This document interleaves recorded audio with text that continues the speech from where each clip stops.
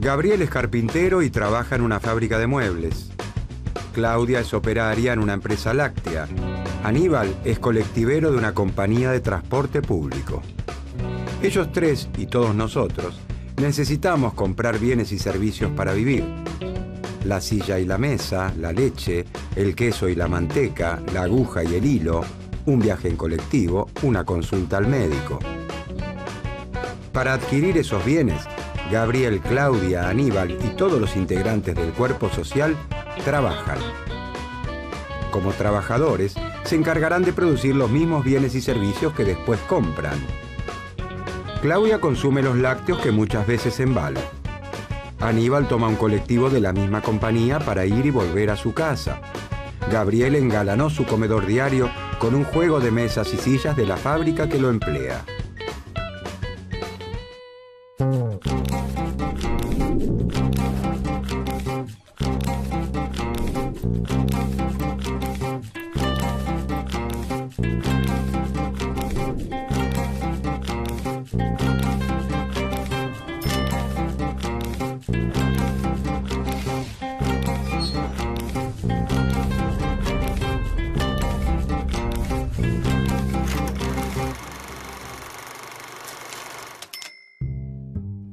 A fines del siglo XVIII, Inglaterra es la nación más rica y poderosa del mundo. La revolución industrial, que comienza por aquel entonces, encuentra allí su epicentro. La industria inglesa avanza a pasos agigantados.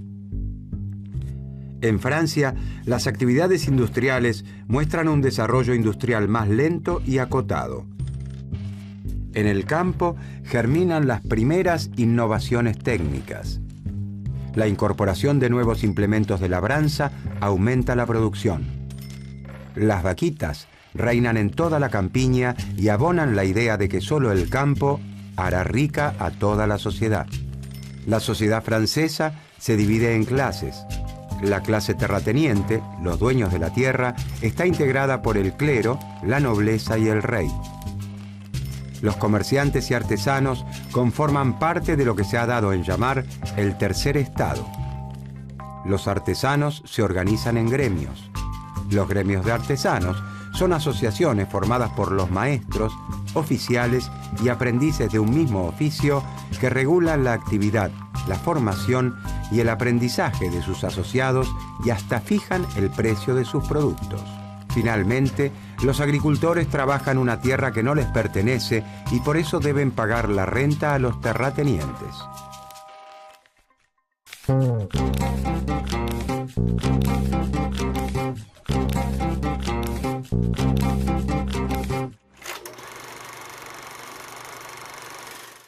Ellos son el terrateniente, el agricultor y la artesana.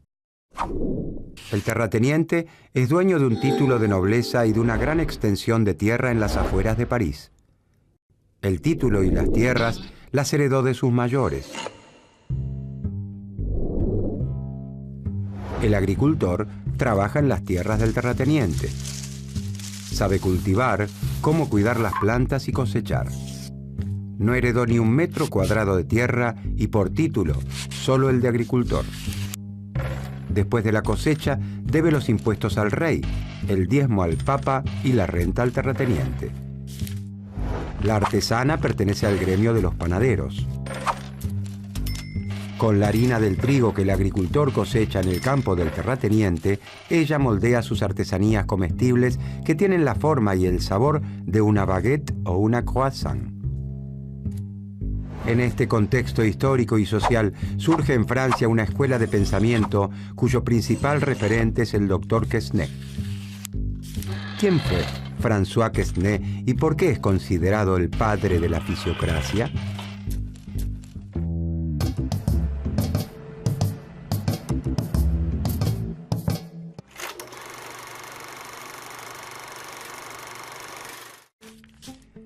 El doctor François Quesnay es un médico cirujano que vive por aquellos días en París. Sus estudios sobre la circulación de la sangre lo llevan a interpretar el funcionamiento de otro cuerpo, el cuerpo social. Quesnay fue secretario general de la Academia de Cirugía y primer médico del rey. También recibió un gran reconocimiento cuando publicó su tratado médico sobre la sangría. Contribuye a la enciclopedia con 2 artículos, Agricultores y cereales, aunque su obra más importante es el Tableau économique, cuadro en el sentido pictórico económico, publicado en 1758. Para Quesnay, las mismas leyes que rigen la naturaleza son las que gobiernan la economía. A través de su estudio sobre la circulación de la sangre, intenta explicar entonces las relaciones económicas entre las distintas clases del cuerpo social. Así como en el cuerpo humano, los pulmones oxigenan la sangre, los riñones la filtran y el corazón la impulsa a todo el cuerpo, en el cuerpo social, la sangre que relaciona cada una de las clases es la compra y venta de mercancías. Influenciado por sus conocimientos médicos y por los principios de la Ilustración, que pregona que la razón humana descifraría las verdades básicas del mundo, Quesnay aborda la economía a partir de las ciencias naturales, la biología y la medicina.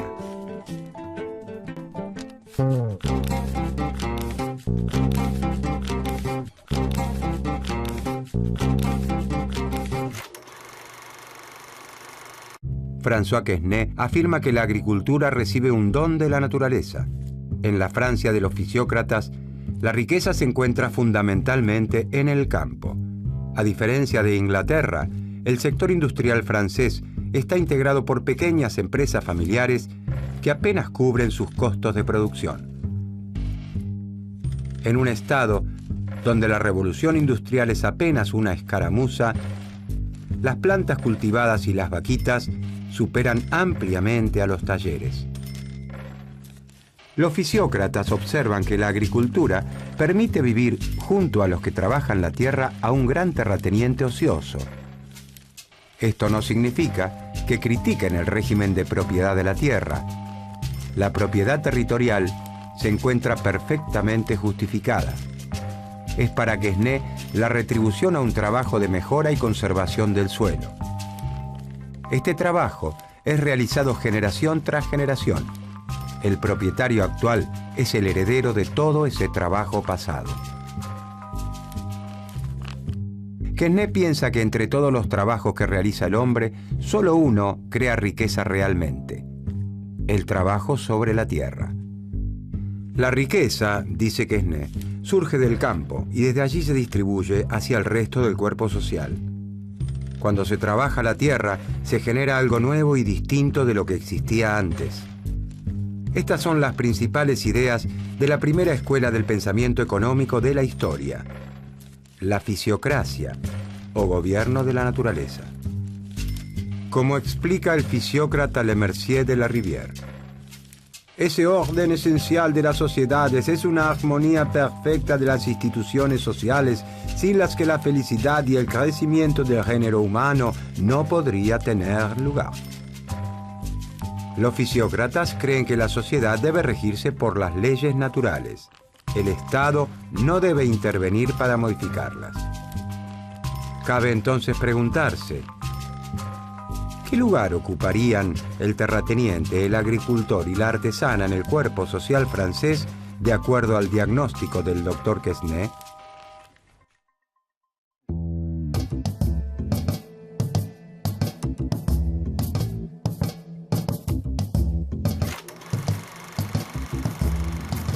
El agricultor pertenece, de acuerdo a Quesnay, a la clase productiva. Los agricultores son los que le ponen el cuerpo a la actividad agrícola. Ponerle el cuerpo significa literalmente eso: comprar las semillas, cargarlas, llevarlas hasta el campo, sembrarlas, cosecharlas, vender la cosecha. Con el resultado de esa venta comprará el pan que fabrica la artesana. El excedente de todos sus gastos, los que realiza para producir y para vivir, constituye la renta que debe pagar al terrateniente. Esa renta es la riqueza que genera el agricultor, que es la riqueza que genera la sociedad. Para los fisiócratas, la agricultura es la única actividad que genera riqueza. La artesana integra la llamada por Quesnay clase estéril. Para los fisiócratas, los artesanos y comerciantes no producen riqueza. La sociedad no es más rica luego de que los productos de la naturaleza son transformados o trasladados. Estéril no significa inútil. La artesana transforma la harina de trigo en una masa con la que fabrica sus delicias. Es muy bueno que se dedique a producir pan para que todos los franceses puedan disfrutarlo en sus mesas. Pero su actividad no hace que la sociedad sea más rica. El terrateniente no produce bienes agrícolas ni productos elaborados. Vive de la renta que el agricultor le paga por trabajar sus tierras, es decir, vive de rentas. Los fisiócratas observan que la producción agropecuaria genera una riqueza tal que, después de cubrir todos los costos, le permite al propietario de la tierra recibir un ingreso sin haberle puesto el cuerpo a la producción. Según el pensamiento fisiócrata, al existir una única fuente de riqueza, la tierra, el terrateniente, como propietario, debería pagar el único impuesto que es lícito cobrar: el impuesto a la renta de la tierra. El Estado, dicen, debe eliminar todo aquel engorroso sistema heredado de la Edad Media que hace que la recaudación de impuestos sea difícil y costosa.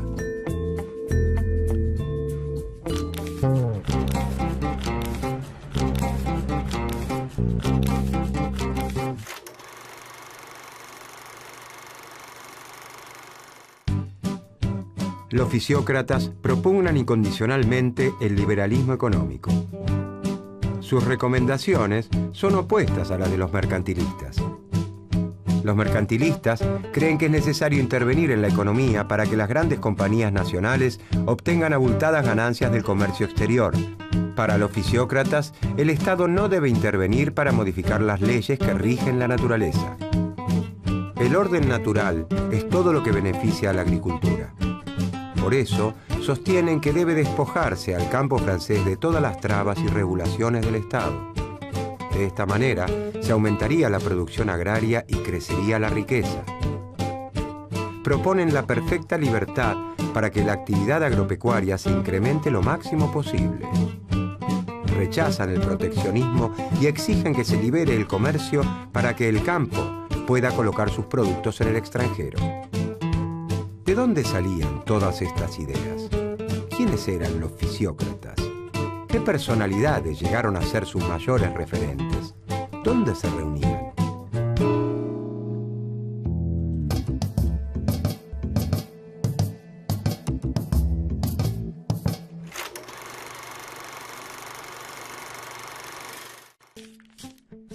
El doctor Quesnay no está solo en su cruzada.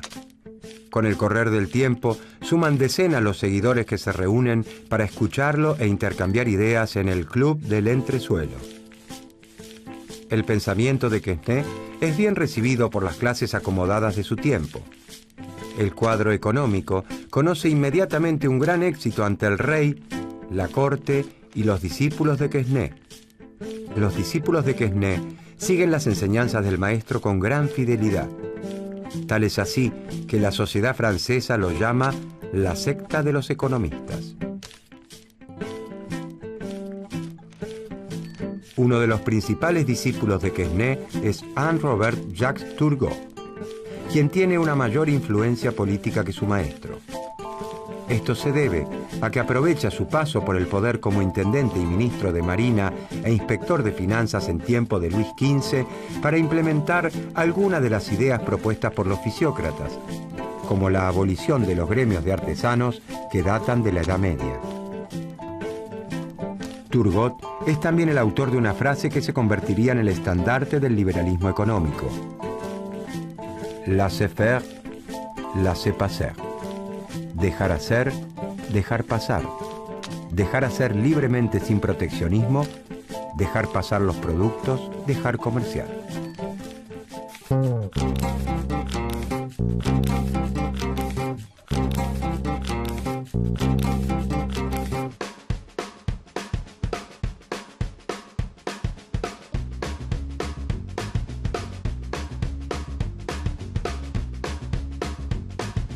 Claudia es operaria de una empresa láctea cuando actúa como trabajadora de la firma. pero es una de sus más fieles consumidoras cuando compra la leche, el queso o la manteca de la firma en el supermercado de su barrio. Gabriel, Aníbal y todos los integrantes del cuerpo social en su conjunto se relacionan con las empresas desde ese doble rol de trabajadores y consumidores.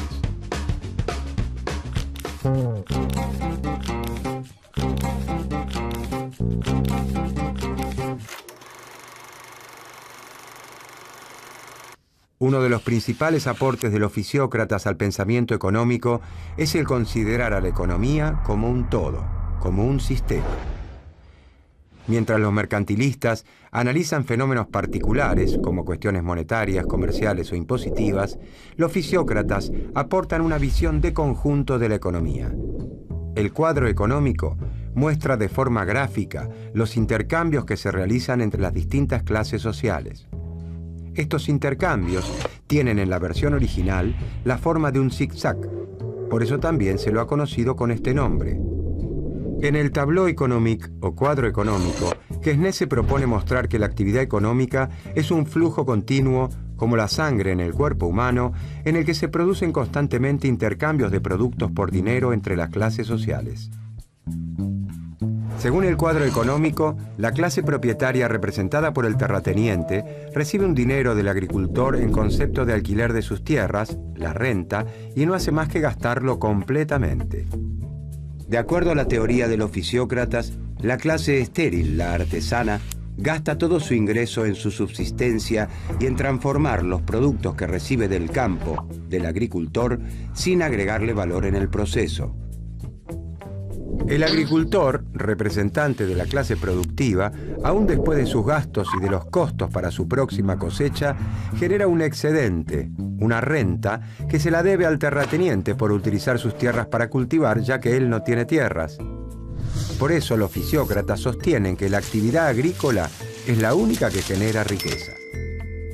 En un año, por ejemplo, el agricultor produce trigo por 500 pesos. De estos 500 pesos, debe utilizar 200 para pagar los jornales de sus peones, las semillas que necesita para volver a plantar el ciclo que viene y su ganancia.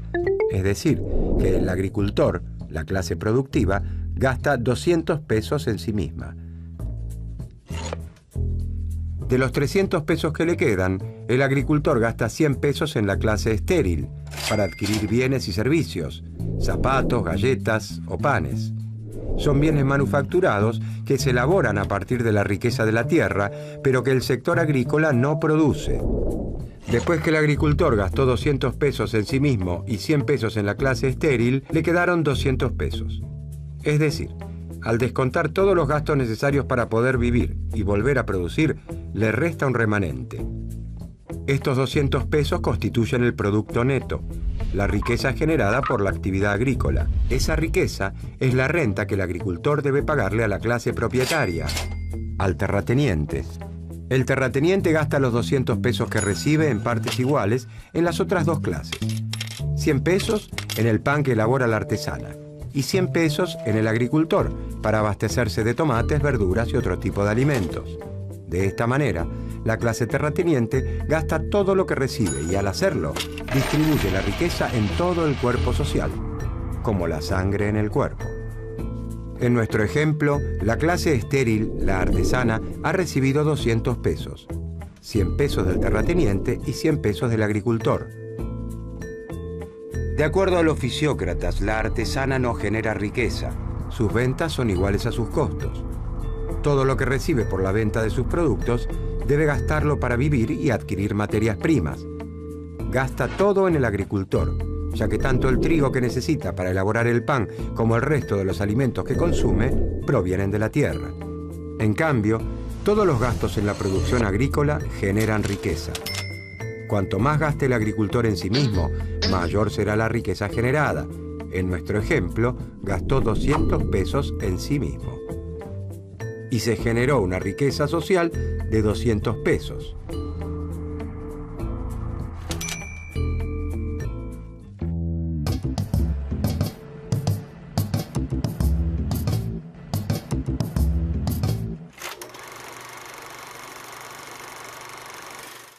Los fisiócratas son los primeros en analizar a la economía como un todo, como un sistema. Conforman la primera escuela de pensamiento económico digna de ese nombre, porque tienen un pensamiento coherente y homogéneo, un maestro, Quesnay, seguido por fieles discípulos, un enfoque científico y una actuación como grupo organizado.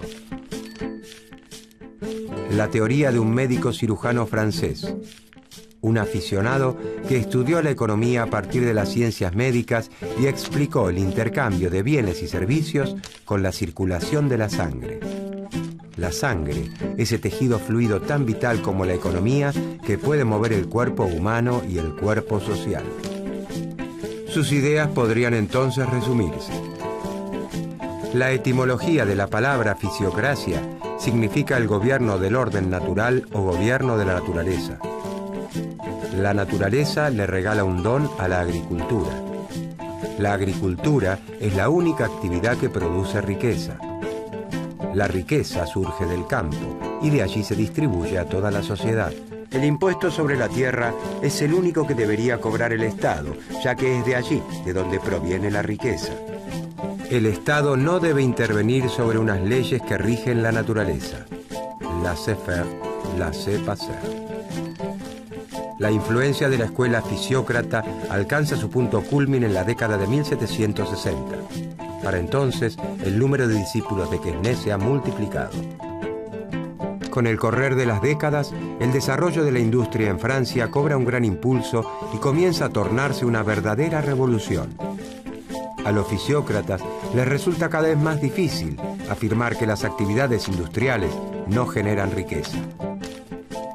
El desarrollo de las manufacturas y el fuerte crecimiento en la producción que se genera por la división del trabajo muestran que los mayores incrementos en la productividad se dan en realidad en las actividades industriales y que la riqueza está conformada por todo tipo de bienes.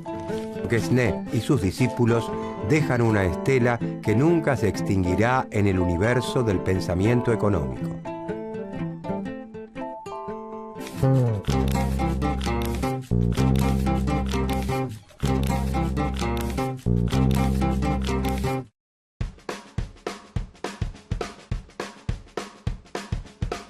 La fábrica de muebles donde trabaja Gabriel es su empleadora, pero le facilitó la compra de un juego de mesa y sillas cuando el joven carpintero quiso engalanar su comedor diario. En este caso, la empresa actuó con su empleado como vendedora. Del mismo modo, cuando contratan a Claudio y a Aníbal y cuando les venden un boleto o sus lácteos, las empresas desempeñan ese doble papel con la totalidad del cuerpo social. Uno de los principales aportes de la fisiocracia al pensamiento económico es el considerar a la economía como un todo, como un sistema en el que todos los órganos cumplen con una función para mantener en funcionamiento al cuerpo social.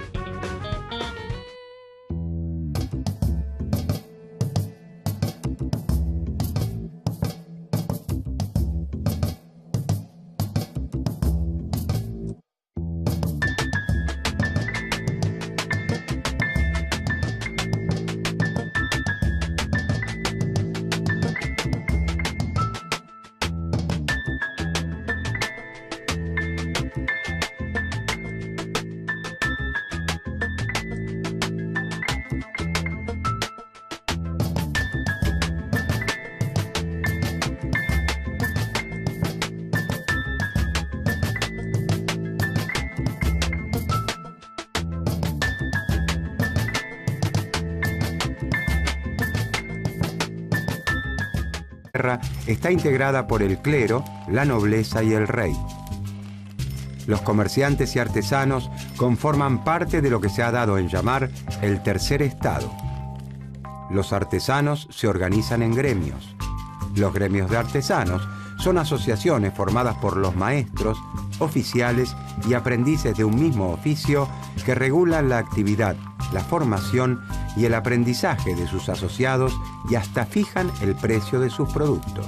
Finalmente, los agricultores trabajan una tierra que no les pertenece y por eso deben pagar la renta a los terratenientes.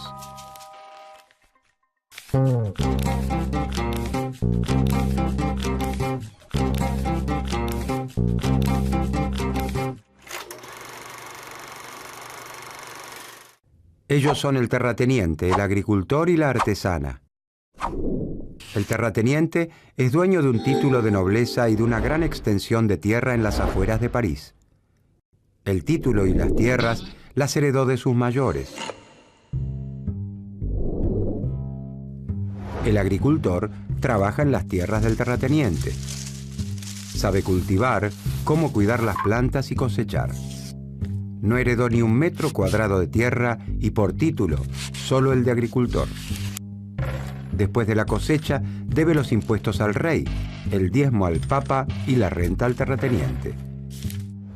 La artesana pertenece al gremio de los panaderos. Claudia consume los lácteos que muchas veces embala. Aníbal toma un colectivo de la misma compañía para ir y volver a su casa.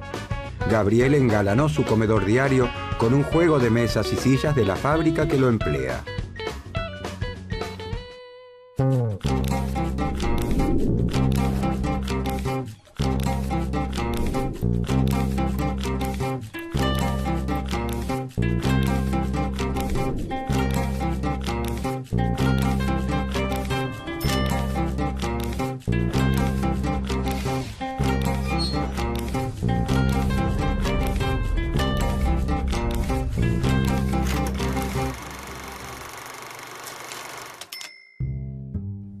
A fines del siglo XVIII, Inglaterra es la nación más rica y poderosa del mundo. La revolución industrial, que comienza por aquel entonces, encuentra allí su epicentro. La industria inglesa avanza a pasos agigantados. En Francia, las actividades industriales muestran un desarrollo industrial más lento y acotado. En el campo germinan las primeras innovaciones técnicas. La incorporación de nuevos implementos de labranza aumenta la producción. Las vaquitas reinan en toda la campiña y abonan la idea de que solo el campo hará rica a toda la sociedad. La sociedad francesa se divide en clases. La clase terrateniente, los dueños de la tierra,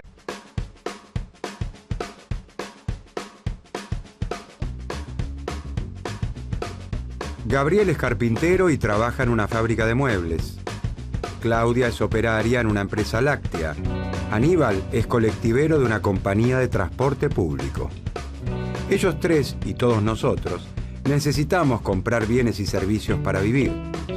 La silla y la mesa, la leche, el queso y la manteca, la aguja y el hilo, un viaje en colectivo, una consulta al médico. Para adquirir esos bienes, Gabriel, Claudia, Aníbal y todos los integrantes del cuerpo social trabajan. Como trabajadores, se encargarán de producir los mismos bienes y servicios que después compran.